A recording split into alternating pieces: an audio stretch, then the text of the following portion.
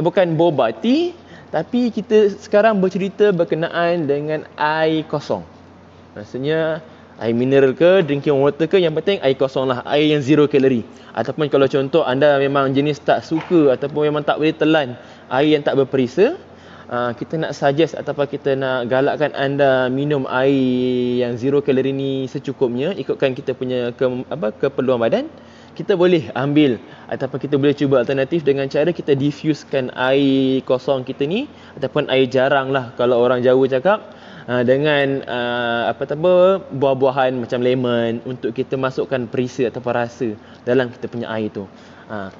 Kenapa kita nak tahu kenapa setiap kali kawan-kawan kita bercerita berkenaan dengan produk Viken cakap kau kena minum banyak sikit air.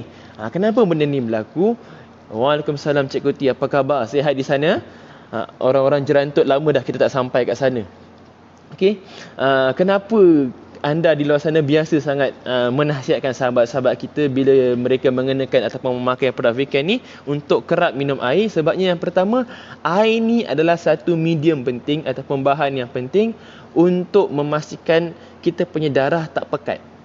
Sebab kalau darah kita ni, dia punya volume ataupun dia punya isi padu ni terganggu, dia punya volume dia, disebabkan kita punya peluh ataupun air dalam badan ni kurang, disebabkan keluar peluh, ataupun mungkin kita derma darah ke, so volume darah tu pekat, dia akan menyebabkan kita punya peredaran ataupun pergerakan darah tu akan menjadi lebih lambat.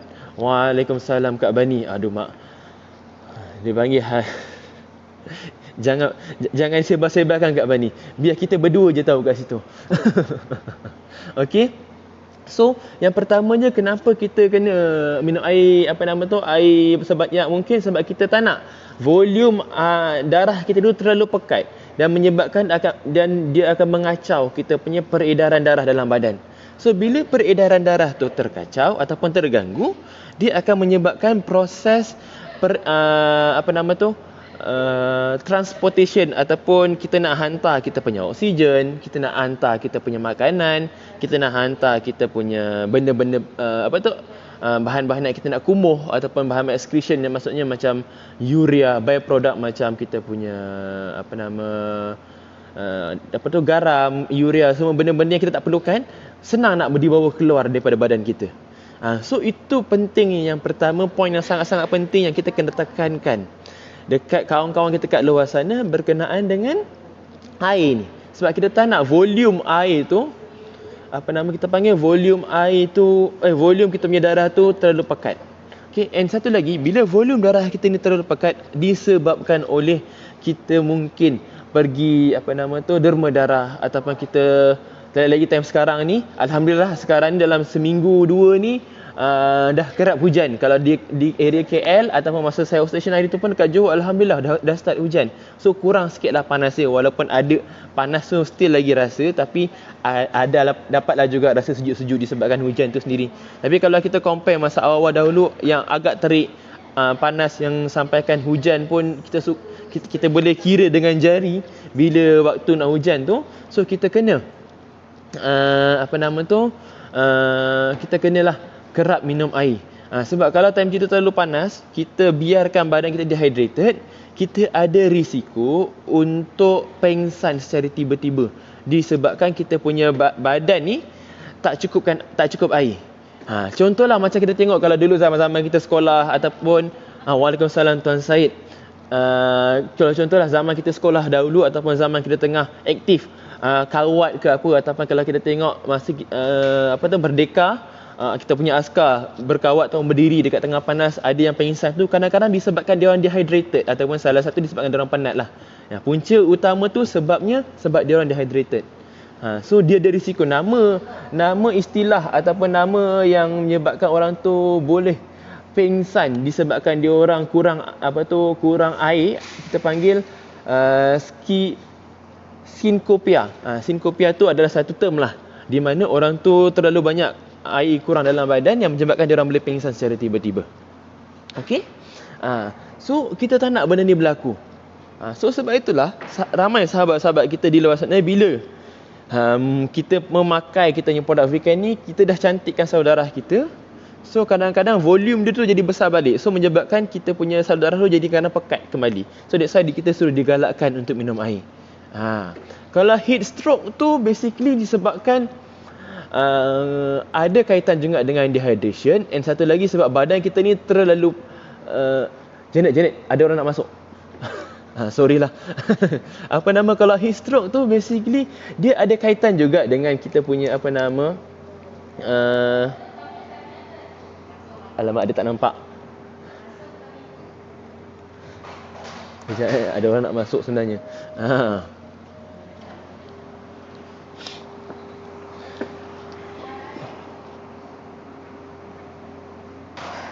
Sekejap. Ada orang masuk sebentar. Bagi iklan sebentar kejap.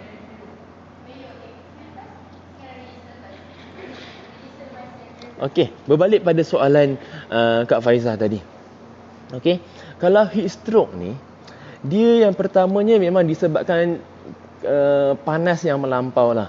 Kalau kita tengok dia berbanding dengan yang sinkopia tadi tu, dia berbeza disebabkan itu memang 100% berpunca daripada volume darah ataupun volume air dalam badan kita ni dah banyak berkurangan. Okey, so kalau yang heat stroke ni memang 100% fokus disebabkan kita ni terlalu panas sangat. Terlalu panas yang menyebabkan badan kita ni memang akan hilang kita punya air dalam badan, dan tapi disebabkan heat tu sendiri, haba tu sendiri yang menyebabkan inflammation, yang menyebabkan kita punya badan lebih stres. Dia berbeza dengan sinkopia tu. Walaupun dia lebih kurang sama, tapi dia ada perbezaan yang ketara disebabkan haba 100%, yang ini disebabkan memang liquid dalam badan. Nak cakap lebih pun, saya ni bukan doktor. So itu yang saya faham lah. Harapnya menjawab soalan Kak Faizah kita. Okey.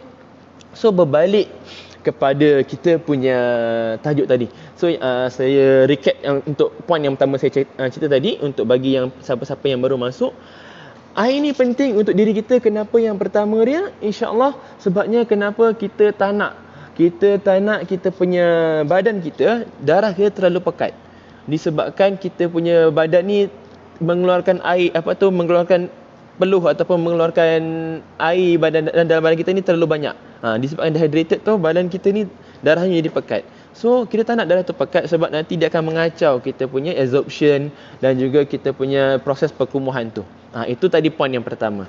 Yang keduanya tadi yang berkenaan dengan sinkopia tu, di mana kalau kita terlalu banyak kehilangan kita punya air dalam badan, ada risiko untuk kita pengsan secara tiba-tiba. Ataupun contoh, kalau anda pergi derma darah, kebiasaannya mereka akan menyediakan air mineral 1 botol.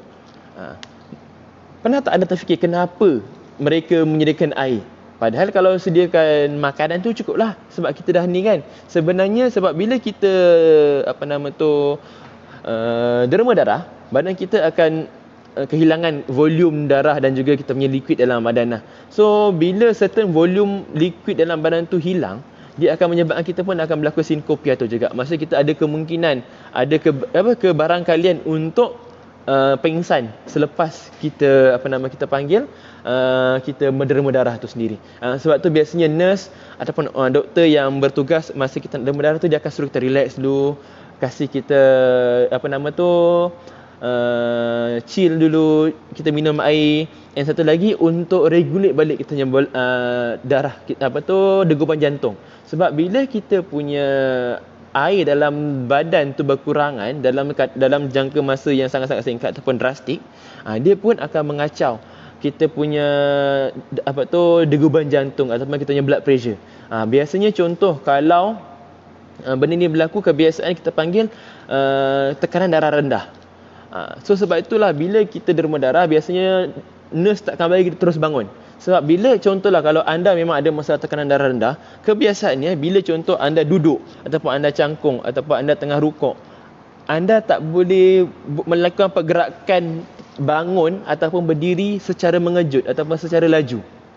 Sebabnya kenapa? Kalau untuk orang kes-kes orang yang berdarah rendah, bukan darah tinggi, maksudnya BP dia lower, dia orang tak boleh melakukan pergerakan daripada duduk, sujud ke, rukuk ke, terus dalam keadaan yang tinggi, dalam keadaan dalam satu movement yang laju. Sebabnya nanti dia orang akan cepat pitam. Sebab itu juga berlaku kepada orang yang menderma darah juga. Sebab benda tu biasanya akan berlaku within 30 to 1 hour, depend pada orang lah. So that's why bila doktor ataupun nurse berikan air, dia orang akan bagi kurangnya 20 minit, 15 minit untuk kita relax, untuk kita regulate balik kita punya blood pressure tu sendiri. Tak adalah tiba-tiba nanti Kang baru jalan 2-3 langkah berumuk jatuh pingsan. Kan nanti kan orang lain nak tengok yang baru berniat nak derma darah jadi terus tak jadi. So apa hal 2-3 orang pingsan ni? Sebenarnya sebab tu. Itu sebabnya kenapa kadang-kadang kita mungkin ada niat derma darah, tapi disebabkan tengok queue panjang, kita tiba-tiba dah terbatal niat sebab kita nak mengejar masa. Dia sebenarnya dia ada prosedur dia mengapa dia orang terpaksa duduk sebentar, kena memberi masa atau memberi laluan untuk orang yang baru saja menderma darah tu sendiri. Dia ada sebab dia sebenarnya. So jangan marah kalau tengok orang tu terbaring, nurse biarkan dia setengah jam ataupun 1 jam, sebab kadang nurse tengok dia punya muka tu biru lagi ataupun agak pucat. So sebab tu nurse akan biarkan mereka baring lama sikit. So itu berkenaan point nombor 2 kiranya. Okey, mengapa pentingnya kita untuk minum air. Sebelum saya masuk point nombor 3 dan seterusnya, saya nak beritahu sedikit berkenaan dengan kadar keperluan kita punya air, macam mana kita nak tahu. Sebab lain orang basically lain dia punya kadar keperluan. Kalau kita tengok food pyramid yang baru sekalipun, mereka ataupun KKM ataupun bahagian nutritionist Malaysia, dia orang meletakkan sekurang-kurang 8 gelas air satu hari ikut kita. Maksudnya setiap individu wajib ambil 8 gelas air. So lebih kurang dalam purata dalam 2 liter lah satu hari. Yang itu pun dia bergantung pada orang. Dia bukan setepat semua orang wajib ambil 2 liter. Sebabnya dia kena ikut pada kita punya physical activity and di mana kita berada. Mungkin time tu tempat kita tempat yang panas ataupun kita duduk berdekatan dengan pulau ataupun laut, yang memang kita tahu environment di waktu tengah hari memang agak panas ataupun waktu malam ni sangat-sangat panas sebagai contoh. So orang macam tu dia perlu lebih sikit daripada contoh anggaran kasar ataupun average yang diperlukan dalam 2 liter ataupun 1.5 liter tu sendiri. Okey? Betul Kak Syida dengan Rozi. Air putih ataupun air kosong ni sangat-sangat penting, and dalam 8 gelas sehari tu, itu antara indikator ataupun saranan yang paling mudah untuk kita ingat ataupun kita amalkan. Tapi cara yang paling tepat sekali untuk kita kira ataupun kita nak tahu macam mana kita ni cukup atau tidak kita minum air, yang paling mudah, setiap kali kita pergi tandas ataupun anda nak membuang air kecil, anda cuba lihat warna air kecil yang anda keluarkan itu. Kalau terlalu kuning, memang anda wajib minum lebih banyak daripada apa yang anda minum sebelum itu. Kalau contoh warna dia terlalu jernih, seakan-akan putih, maksudnya anda dah terlalu minum banyak air. Tapi dia nak warna yang okey, dia kuning-kuning putih. Dia ada kuning itu juga tapi jernih sikit, bukan terlalu putih ataupun terlalu jernih, ataupun bukan terlalu kuning ataupun sampai macam nak jadi warna coklat. Itu sangat-sangat bahaya. So kita nak tengah-tengah. Okay. Dia memang ada kiraan. Kalau contoh memang kalau tengok sebelum-sebelum dunia live, ramai orang share cakap dalam 25 ml per kg. 1 gram. 1 kg, sorry. Itu kiraan kasar. Tapi kalau nak yang accurate punya, kita boleh buat tengok daripada kita punya urine output sendirilah. Setiap kali keluar membuang air kecil, kita tengok macam mana dia punya colour dia tu sendiri. Sebab kadang-kadang kalau kita ni terlalu banyak minum air, kita pun akan jadi terlalu kerap pergi buang air kecil. So benda tu pun kadang jadi tak berapa bagus. Sebab memang kalau kita lihat pada beberapa bulan lepas, ada satu viral di Facebook yang menyatakan yang dia tulis artikel tu menunjukkan orang tu sampai masuk hospital disebabkan dia minum air sampai 8 liter kalau tak salah ikut artikel tu. Sampai 8 liter sampai terpaksa admitted ke hospital. So betapa bahayanya kita terlalu banyak minum air. Sebab macam yang kita tahu, kita ni tak boleh minum air terlalu kurang ataupun kita tak boleh minum air terlalu banyak. So dia dalam keadaan sederhana, dan kita kena tahu macam mana kita nak judge ataupun kita nak pastikan kita ni cukup atau tidak. Selain menggunakan formula 25 ml per 1 kg per body weight, ataupun kita boleh lihat pada kita punya urine output tu sendiri, apa warna dia. Kalau macam contoh kami di hospital, biasanya kalau contoh saya kena jaga ward ICU yang memang orang tu tak boleh nak control dia punya urine, dia nak masukkan air dan urine output tu, biasanya apa yang kita buat, kita akan ada liquid chart ataupun urine chart dia. So kita tengok berapa banyak air yang kita masukkan daripada dia punya makanan, regime makanan. Kita contohlah kita kira dalam 1 liter sebagai contoh. So nanti kita tengok juga urine output dia keluar dekat urine bag dia, kita kira. Kalau dia punya nilai tu positif, terlalu banyak, maksudnya kita kena kurangkan dia punya dos minum makanan daripada air, volume air daripada makanan yang kita bagi ataupun yang regime yang kita beri pada pasien tersebut. Tapi kalau contoh dia punya urine chart tu jadi negatif, so kita terpaksa tinggikan sikit dia punya air dalam makanan yang kita buat. Itu kalau contoh kalau kita buat dalam hospital lah. So kita guna konsep yang sama juga. Cuma dia kita tak boleh. Kita boleh agak-agak berapa banyak kita minum and berapa banyak kita keluar. Sebab kebiasaannya in normal person, kita secara in general akan membuang air kecil sebanyak 1.5 hingga 2 liter per day. So sebab itu kita perlu sebab itu kita perlu untuk minum air sekurang-kurangnya 1.5 hingga 2 liter satu hari, sebab kita nak balancekan balik supaya dia tak ada negatif ataupun positif terlalu banyak. Okey, so sebab itu kita kena buat begitu. Itu kebiasaan inilah. Cuma kalau contoh anda mungkin ada masalah kencing manis yang kebiasaannya anda punya urine output tu lebih, so that's why anda perlu minum air lebih sedikit lah. Untuk balancekan balik anda punya urine output tu sendiri. Sebabnya kalau kita tak balancekan, nanti dehydrated, anda punya badan pun akan jadi masalah macam tadilah. Sebagai contoh, kita ada masalah tadilah, kita punya darah jadi pekat, tiba-tiba rasa kita punya blood pressure pun terganggu disebabkan kita punya volume liquid dalam badan pun berbeza. Okey, selain daripada tu, kejap. Saya nak lihat.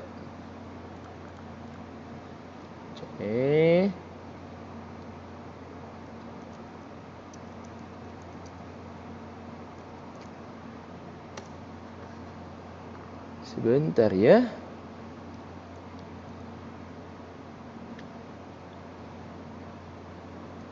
Lambat. Sorry saya punya ni lambat, hilang saya punya ni. Mana saya punya tadi? Okey, yang ketiga, apa yang penyebab penting ataupun penyebab kenapa kita wajib jaga kita punya intake air itu sendiri adalah kerana bila kita kurang minum air ataupun kita tak dapat cukup air dalam badan kita kadang-kadang akan rasa, contohlah kalau kita punya nature kerja kita banyak menggunakan fizikal, banyak menggunakan tenaga, banyak menggunakan kudrat lah, maksudnya memang kena angkat benda berat, terpaksa angkat stok ke atau bekerja di tempat yang panas. So kebiasaannya kalau contoh anda tak menjaga atau tak minum secukupnya, anda akan rasa cepat letih, anda akan rasa cepat lesu, kurang bermaya disebabkan kita dehydrated. And satu lagi, sebenarnya kalau kita kurang ataupun kita ni terlalu dehydrated, tak cukup minum air, kita punya emosi pun akan terganggu. So kalau anda lihat tiba-tiba kawan kita ni marah tak semena-mena, mungkin kalau contoh perempuan, dia bukan time period dia pun, kadang-kadang mungkin disebabkan dia tak cukup minum air. Tanya dia, kau minum air berapa banyak hari ni? Kadang-kadang itu menjadi salah satu faktor. Kalau cuba anda lihatlah, ada kajian dia buat dekat certain population ni, dia buat kurang air dalam 12 jam. So dia kurang minum air. So bila kita kaji atau melihat dia punya perwatakan, memang orang tu dia jadi lagi cepat marah. Ataupun orang yang kebiasaannya sukar nak marah, dia pun senang irritate. Kita cocok sikit, kita kacau-kacau, dia pun dia senang marah. So maksudnya kalau anda kurang minum air pun menjadi salah satu punca kenapa anda ni senang senang marah, senang hilang pertimbangan, tak boleh nak fokus ataupun tak boleh nak berfikir secara waras. Kadang-kadang bukan sebab kita ni terlalu stres. Kadang-kadang disebabkan kita punya intake water tu sendiri tak cukup. So anda kena berjaga-jaga ataupun kena beringatlah. Kalau anda rasa anda tak cukup minum air ataupun anda tiba-tiba senang rasa marah secara tiba-tiba, anda cuba fikir kembali. Cukup ke aku ambil air satu hari? Kalau mungkin tak cukup, maksud dia memang itu disebabkan anda punya intake air tu sendirilah yang menyebabkan anda jadi cepat marah. Okey. So itu poin yang ketiga. Yang keempat, sebenarnya dah kelima tu sebab saya dah masuk dengan senang marah tu sendiri. Yang keenam basically berkenaan dengan, ini perkara biasalah. Kalau contoh kita lihat kanak-kanak, dia kurang minum, mungkin dia memang suka minum susu, tak kisah susu badan ke ataupun susu botol. Kalau tiba-tiba dia sakit ataupun dia kurang berselera, dia tak ambil air yang dia biasa minum tu setiap dalam volume yang kebiasaan dia minum, kita akan lihat kadang-kadang orang tu, budak tu sendiri akan mengalami masalah constipation ataupun sakit perut, susah nak membuang.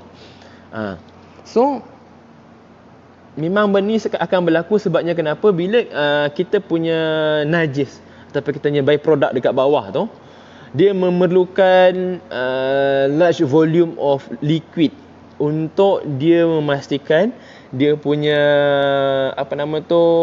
structure najis tu tak keras bila kita nak keluarkan nanti. So sebab itu amat penting untuk kita minum air, especially kalau contoh kita ni memang jenis ada masalah constipation, and lagi-lagi jarang minum jarang ambil sayur ataupun fiber secukupnya ataupun serat secukupnya. Anda perlu minum air minum air secukupnya. Sekurang-kurangnya kita punya kita punya najis tu tak terlalu keras. Okey?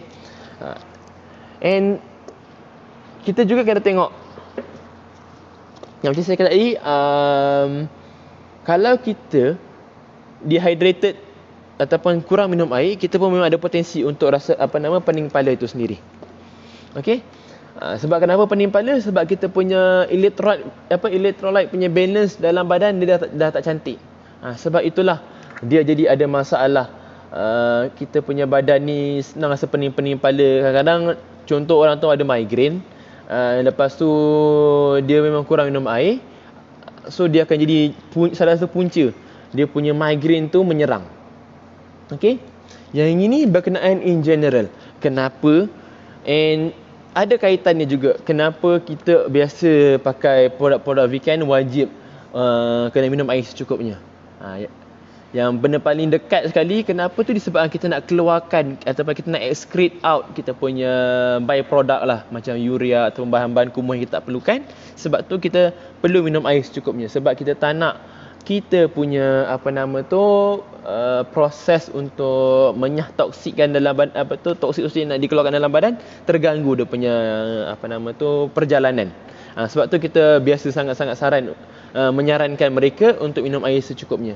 Selain daripada tu, kalau kita lihat, kita fokus pada sudut untuk orang turunkan berat badan pula lah. Okay, yang tadi tu basically in general. Okay, berkenaan general, kenapa kita perlu jaga ataupun kena kawal kita punya liquid intake per day. Kalau kita tengok pada bahagian untuk turunkan berat badan, ramai orang fikir ataupun beranggapan kalau diorang minum air terlalu banyak, nanti diorang akan gemuk air.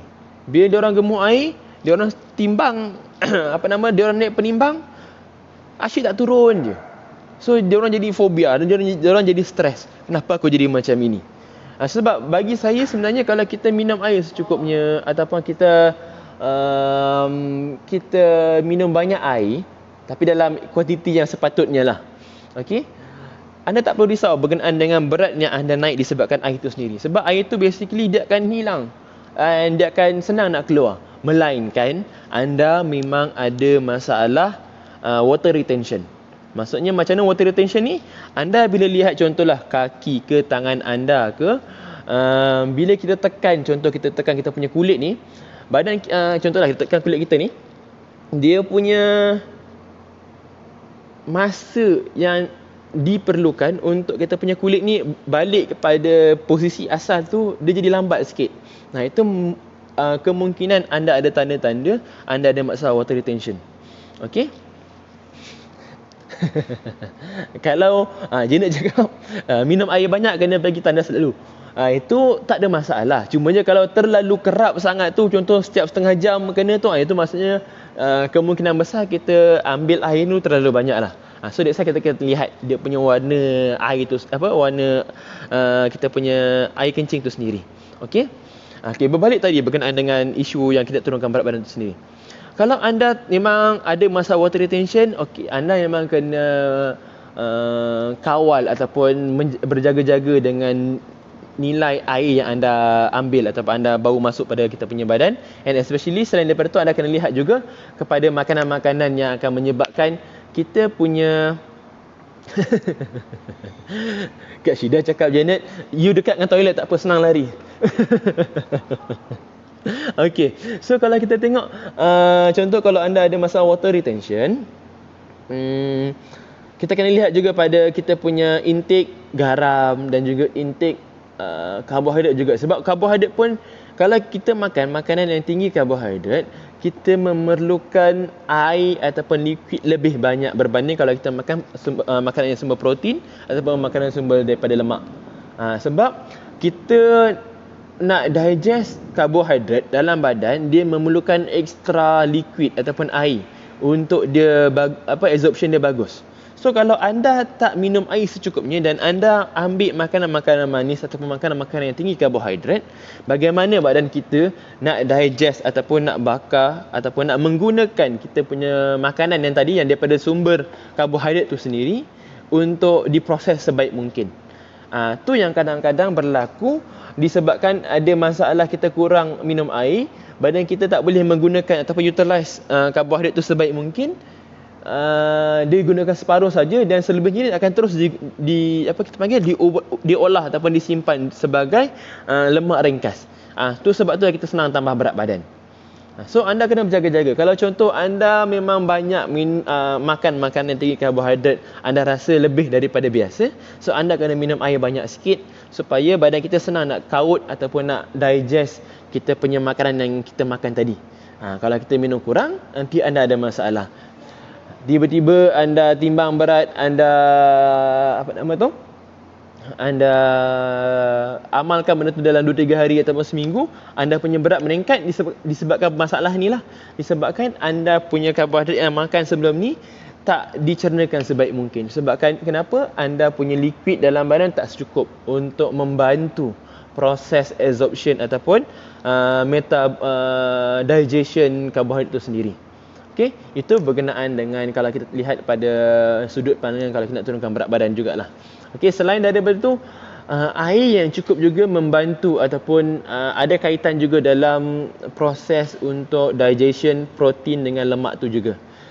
So itu sangat-sangat penting. Sebab itulah anda tak perlu takut kalau anda nak turunkan berat badan untuk minum air secukupnya.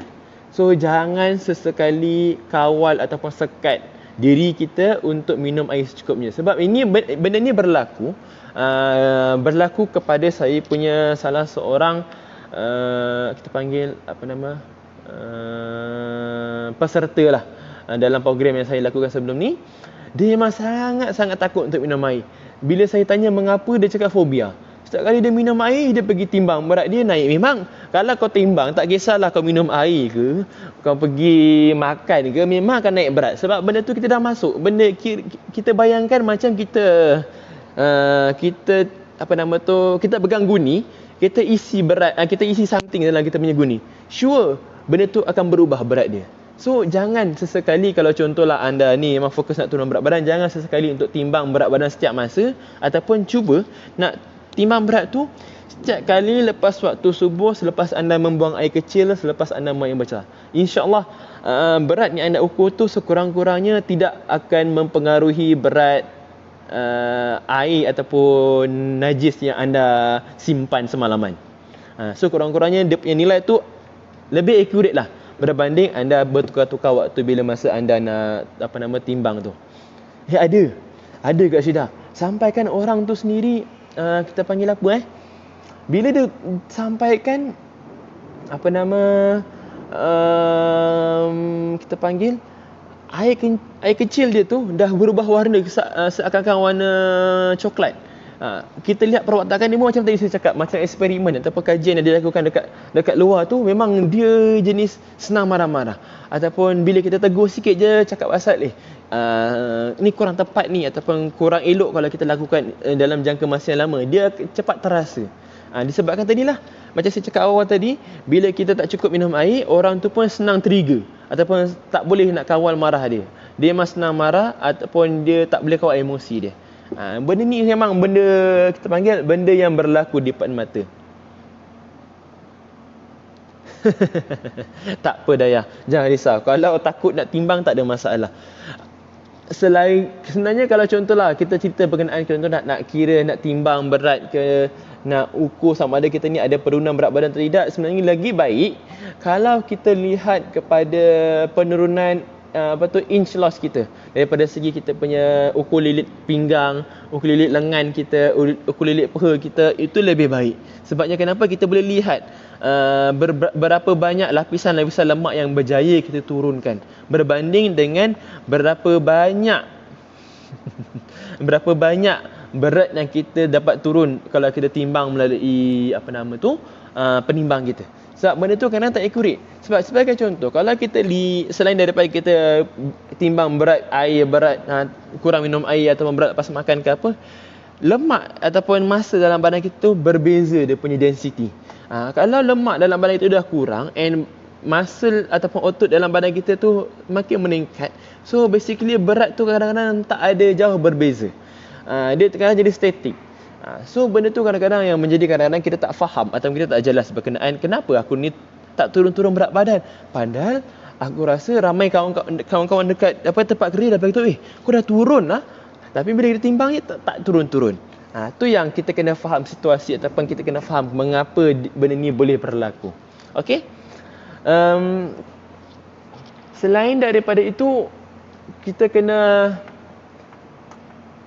lihat juga berkenaan dengan, kejap saya nak tengok apa lagi yang saya belum sentuh. Sekejap saya nak korek balik. Okey. Yang ini kelebihan-kelebihan ataupun kelebihan lain lah. Betul Kak Bani, ada orang sampai macam tu Kak Bani. Memang mungkin dia mungkin ada pernah berlaku fobia mungkin dalam dia punya perjalanan lose weight tu, mungkin sampai macam tu sekali dia memikirkan lah. Okey, so selain daripada tadi kita untuk jaga kita punya nak mengeluarkan toksik, kurangkan risiko pening kepala, mood kita, selain daripada tu, bila kita minum air secukupnya, kita juga mampu untuk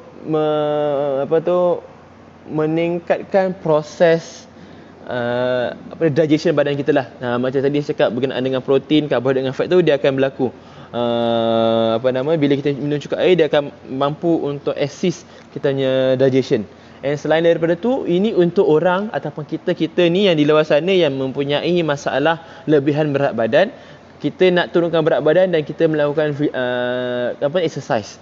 Kebiasaannya kita akan berasa sakit kita punya lutut ataupun sendi-sendi kita ni. So bila kita tak minum air secukupnya, liquid dalam badan kita berkurangan, kita pun akan meningkatkan risiko badan kita untuk injuredkan kita punya sendi-sendi dekat badan kita ni. Sebabnya liquid dalam badan kita atau yang tersimpan dekat sendi dah dibawa keluar sebab untuk balancekan balik ataupun nak sejukkan badan kita.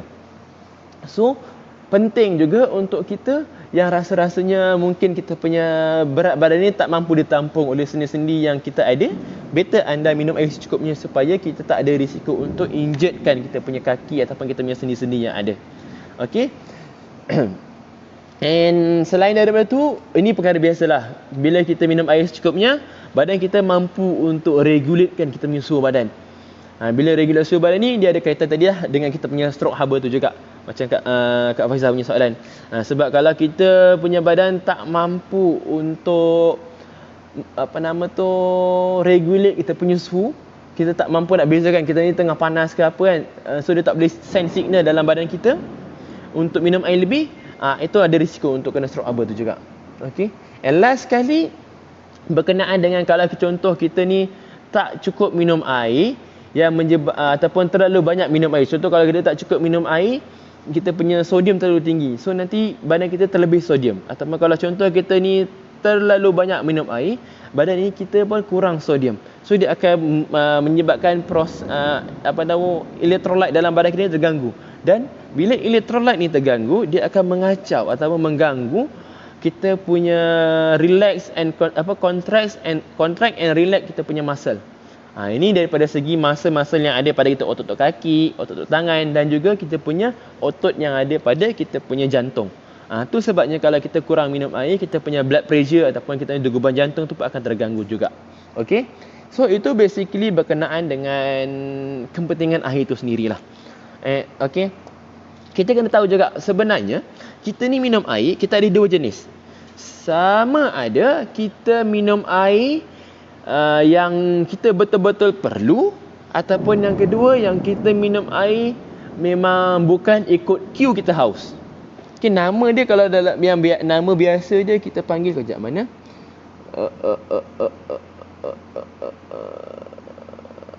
Satu regulatory drink, satu lagi non regulatory drink. Kalau yang regulatory drink ni dia kena ikut queue badan kita lah. Macam mana badan kita nak tahu kita perlukan minum air atau tidak? Badan kita, dalam sel-sel dalam badan kita ni, dia ada sel yang lapisan luar dengan lapisan dalam. So, bila contohlah lapisan luar ni dia kurang air, dia rasa memang tempat dia kering, dia akan tarik air yang ada pada lapisan dalam sel. So, bila lapisan dalam sel ni dia bau ataupun disedut keluar airnya, dia masuk kepada lapisan luar. So sel yang berada di dalam tu akan menjadi kecil. So bila sel tu jadi kecil, otak kita ni akan dapat detect yang ada berlaku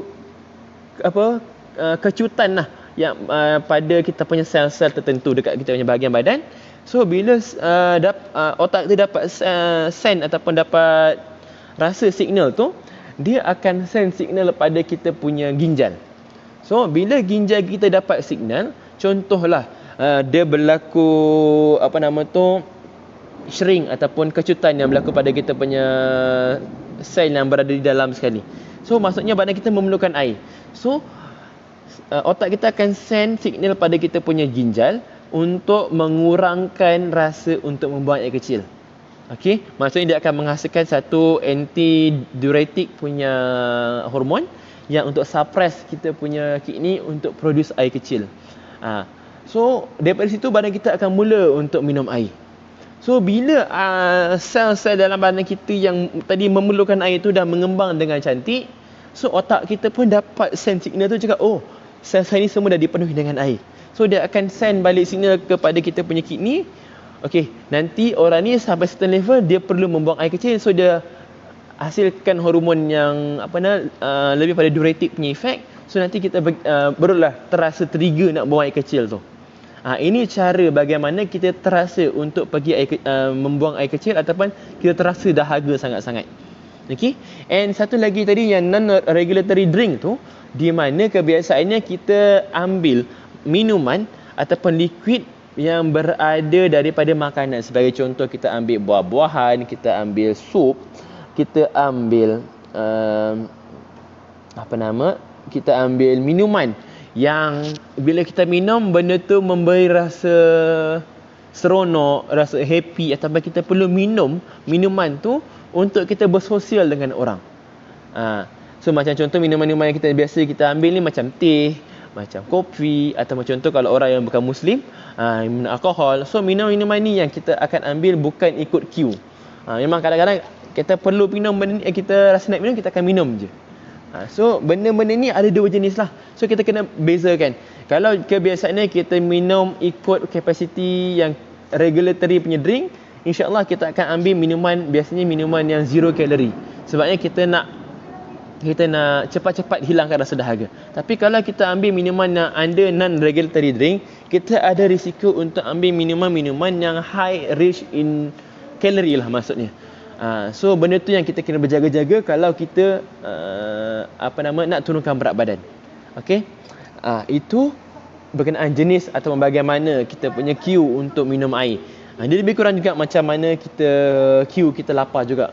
Dia lebih kurang sama. Cuma dia punya mekanisme ataupun cara tindakan dia berbeza. Okay. And satu lagi ni berkenaan dengan, kalau anda perasan, untuk orang yang berusia ataupun orang yang umur 50 tahun mungkin 60 tahun ke atas lah. Okay. Diorang kadang-kadang bila diorang berada di tempat sejuk ataupun diorang berada di tempat yang sangat panas, badan diorang kadang-kadang tak boleh nak detect sama ada mereka ni wajib ataupun perlu minum air lebih ataupun tak perlu minum air lebih. So sebab tu kadang-kadang kita lihat orang yang berusia ni ataupun orang yang umur dia 60 atau 60 tahun ke atas ni, diorang makin lama makin kurang minum air berbanding pada usia diorang muda. Sebab kenapa dia berlaku ataupun kenapa fenomena ni berlaku, disebabkan badan kita dah tak boleh nak detect ataupun dah tak boleh nak regulate sama ada ataupun tak boleh nak memastikan sama ada orang ni perlu atau tidak minum ataupun kurang minum air. So kalau contoh anda berada dalam fasa ini, anda kena berhati-hati. Kalau anda rasa sekarang ni dalam keadaan panas, anda kurang minum air, minum je air, push je diri anda untuk minum air supaya nanti tidak berlaku dehydration. Kalau berlaku dehydration, banyak komplikasi yang akan berlaku lah. Okay, itu perbezaan lah ataupun perubahan yang berlaku apabila kita meningkat usia. Dia sama juga macam contoh kita bila kita meningkat usia, kita punya kadar otot dalam badan ataupun masa density tu pun makin lama makin berkurangan ataupun makin hilang, disebabkan kita pun kurang selera makan. So sebab tu kita punya otot tu mengecut. So dia ada kaitan mengapa benda ni berlaku bila kita meningkat usia lah. Okay. So basically itu antara punca dan sebab kenapa kalau kita nak pakai produk Viken wajib minum air secukupnya. Dia bukan perlu minum air banyak, dia kena minum air secukupnya ikut kadar keperluan badan kita tu sendiri. Okay. So anda kena tahu. So lepas ni harapnya anda tahu macam mana anda nak estimate saya ni cukup atau tidak ambil makanan atau ambil minuman. Kalau tak cukup, so anda perlu tambah. Macam mana kita nak judge, kita kena lihat daripada kita punya kita punya air kencing tu sendirilah. And last sekali, sebelum saya terlupa, sebenarnya air ni pun sangat boleh juga menjadi salah satu cara untuk kita prevent daripada kita ikutkan nafsu makan. Contoh bila anda nak diet, tiba-tiba anda rasa lapar, dia rasa craving. Kadang-kadang benda tu bukan disebabkan kita betul-betul nak makan, tapi disebabkan kita punya mood, mungkin anda terlalu stres. So cara nak delay, cara terbaik dia, anda cuba minum air kosong sebanyak mungkin. Jangan kita cuba biarkan dalam 5 minit atau 10 minit. Kita tengok cue lapar ataupun cue craving nak makan tu still ada lagi atau tidak. Kalau ada lagi, memang kemungkinan besar badan kita memang sangat-sangat memerlukan energy time tu. Kalau lepas kita minum air, kita punya cue craving nak makan benda lah kita cari time tu hilang, itu insya-Allah memang kita time tu memang kita punya mood tu dah terlalu stres ataupun terlalu tertekan yang menyebabkan kita nak cari comfort food. Okay. So itu cara ataupun satu perkara yang kita boleh lakukan lah untuk kita menghindari diri kita supaya kita ambil extra kalori. Selain daripada contoh kita minum air kosong saja, mungkin kita boleh ambil ataupun kita amalkan letak infuse dengan apa-apa jenis buah-buahan supaya kita rasa lebih sedap sikit kita punya air tu, ataupun kita letak dengan chia seed. Kalau letak dengan chia seed memang akan jadi lebih kenyang lah. And kita pun dapat extra omega 3 and juga extra fiber sekali dalam tu. Sebab chia seed memang tinggi dengan omega 3, omega 6 dan juga dengan fiber tu sendiri. So itu secara general ataupun secara basicnya lah kenapa penting kita minum air secukupnya. Sebab itulah kadang-kadang ramai orang yang bila pakai produk Viken, dia kurang minum air, dia tak dapat rasa impact dia. Dia tak rasa, kenapa aku tak rasa apa-apa, dah pakai 2-3 bulan, 4-5 bulan, tak nampak, tak boleh rasa perubahan dia. Sebab kadang-kadang sebab dia kurang minum air. Bila kurang minum air, macam mana badan kita nak keluarkan, nak bawa balik bahan-bahan kumuh yang tak elok daripada badan kita sendiri. Ataupun contoh macam mana kalau contoh orang tu pakai kita punya produk Viken ni untuk kuatkan dia punya saluran ataupun nak regulate balik dia punya blood pressure. Tapi badan dia tak cukup liquid. Sebab bila tak cukup liquid, nanti pun kita punya blood pressure pun akan terganggu. So sebab itulah penting dia untuk memastikan badan kita ni dalam keadaan yang bagus, dalam keadaan optimum, kita kena ada minum air yang secukupnya. Okey. So saya rasa untuk perkongsian saya petang ini basically sampai sini saja. Siapa ada soalan-soalan yang ingin anda utarakan untuk anda nak tanya dekat saya, boleh type dekat situ. Sambil-sambil saya boleh baca.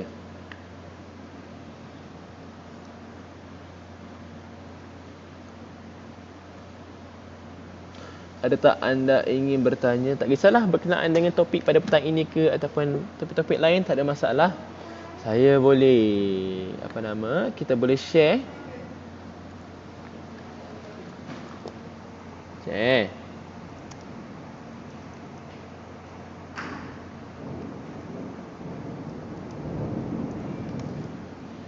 Ada tak yang ingin bertanyakan soalan?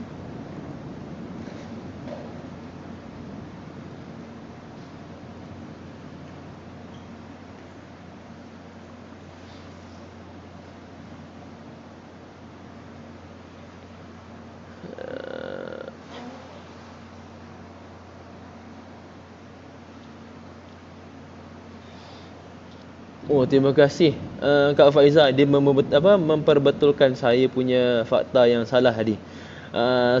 Salah satu lagi formula nak minum air tu dia sebenarnya 25 kg per liter. Saya tadi cakap 25 ml per 1 kg. Tu salah. Terima kasih Kak Faizah kerana memperbetulkan saya punya fakta yang tak tepat. Terima kasih sangat-sangat. Okey. So saya kira mungkin anda tak ada apa-apa soalan untuk sesi pada petang ini. So terima kasih kerana sudi menemankan saya pada petang ini untuk sesi live pada petang ini. Harapnya kita boleh menerangkan atau memberi penerangan yang lebih jelas lah mengapa kita ni selalu menekankan untuk minum air, especially bila kita pakai produk Viken. Yang kata gemuk air tu macam mana coach? Okey, kalau berkenaan gemuk air ni, dia kena tengok kalau orang tu betul-betul ada masalah edema, yes, memang dia ada masalah dengan gemuk air tu sendirilah. Tapi kalau orang tu memang tak ada problem langsung dengan masalah edema ni, tak perlu. Anda bukan dalam keadaan gemuk air. Sebabnya badan anda mampu untuk keluarkan air tu, air yang tidak diperlukan dalam badan dengan kadar yang normal. So tak ada istilah gemuk air untuk orang yang sebegitu rupalah. Okey, cuma kalau orang tu memang ada masalah edema, memang kita nampaklah kaki dia bengkak ke, tangan dia bengkak ke, tak kisahlah anggota badan dia bengkak, itu memang dia ada masalah gemuk air lah, sebab badan dia memang dah tak mampu. Kemungkinan dia ada certain problem yang menyebabkan dia memang tak boleh nak keluarkan air itu sendiri. Itu betul. Cuma orang yang lain insya-Allah sebenarnya tak ada istilah yang betul-betul berkenaan gemuk air itu sendirilah. Cuma itu istilah-istilah yang orang gunakan untuk mungkin dia orang salah faham konsep dia. Sebabnya kenapa air tu sangat-sangat penting. Kalau dia orang contohlah, kita balik tadi. Kalau contoh orang tu fikir pasal gemuk air and dia memang sangat-sangat strictkan minum air, sampaikan nanti dia orang kacau kita punya fungsi badan untuk digest kita punya makanan ataupun nak bakar kita punya makanan tu sendiri. So nanti benda tu jadi masalah lah kiranya untuk future. Okey. So terima kasih kepada semua yang join saya punya kelas. Macam biasalah, benda yang baik semua tu datang daripada Allah, kerana dengan izin Allah Subhanahu Wa Taala saya ada idea untuk buat sharing pada petang ini. And biasanya macam biasalah, kalau benda-benda yang kurang elok ataupun kurang sesuai untuk saya sampaikan tadi tu, memang atas saya punya kelemahan sendirilah. Sebab saya tak dapat ayat yang betul sesuai atau ayat yang betul proper untuk saya gunakan. So itu memang atas kelemahan saya sendiri. So terima kasih semua. Harapnya kita boleh berjumpa lagi. Okey, terima kasih. Assalamualaikum.